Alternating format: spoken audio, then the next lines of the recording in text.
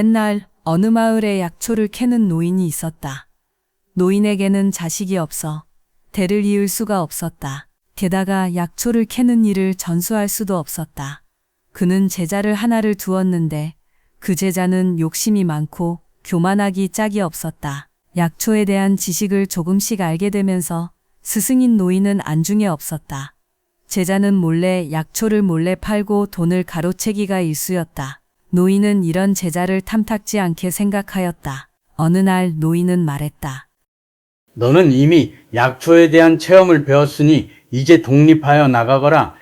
예, 알겠습니다.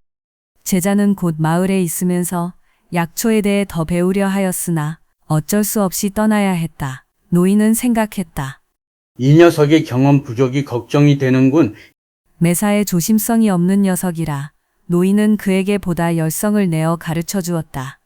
잎이 없는 약초의 뿌리와 줄기는 사용하는 방법이 다르다.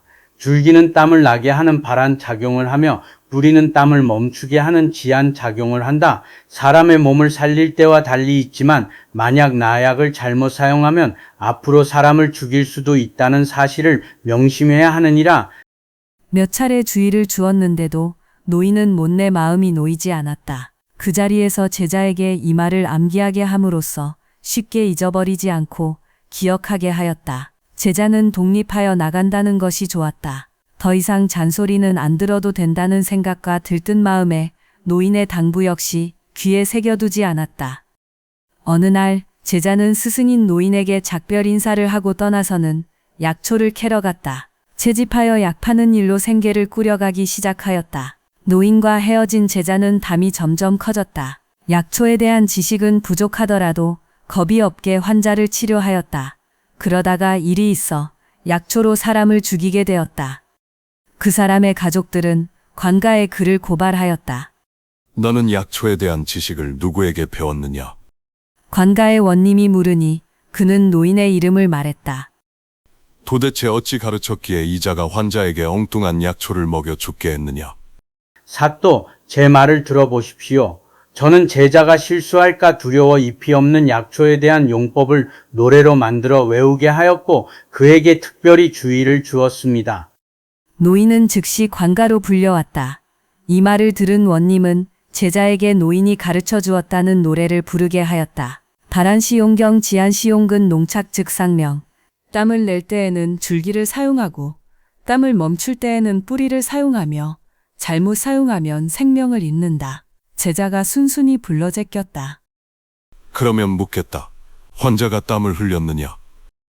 예, 온몸에 땀을 흘렸습니다. 너는 무엇을 주었느냐? 줄기를 주었습니다. 뭐라고? 땀을 흘리는 사람에게 땀을 나게 하는 파란 약을 주었다고? 제자는 곤장 40대의 형벌을 받아 옥고를 치르게 되었다. 옥살이를 하며 제자는 마음속 깊이 후회하고 반성하였다.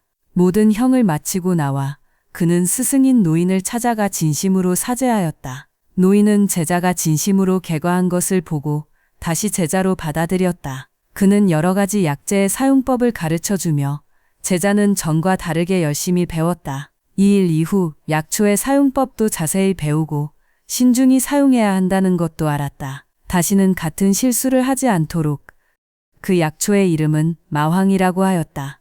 마는 찰지고 번거롭다는 뜻이다. 황은 황초처럼 시고 쓴맛이 난다는 뜻이다. 다시 말해서 마황이란 것은 잘못하면 시고 쓴맛의 고통을 초래한다는 뜻이다. 그 후 약초 뿌리가 황줄기이어서 후세의 사람들은 마황으로 이름을 바꾸어 지금까지 사용하고 있다. 잎이 없어서 무엽초라고도 하였다. 마황은 감기에 땀이 안 날 때 쓰는 약으로 기침을 없애고 가래를 제거한다. 또한 몸이 통증을 느낄 때도 통증을 없애준다. 또한 마황에는 에페드린이 들어있어 심장을 비프고 강하게 흥분시킨다. 그래서 실근의 수축력을 높여 혈류량을 증가시킴으로써 혈압을 높이고 혈관의 수축과 이완 작용을 돕는다. 관상동맥, 뇌, 근육, 혈관을 확장시켜 혈류량을 증가시키며 신장, 비장 등 내장과 피부, 점막 혈관을 수축하고 혈류량을 저하시킨다. 기침을 멎게 하고 방광 골막근의 장력을 증가시켜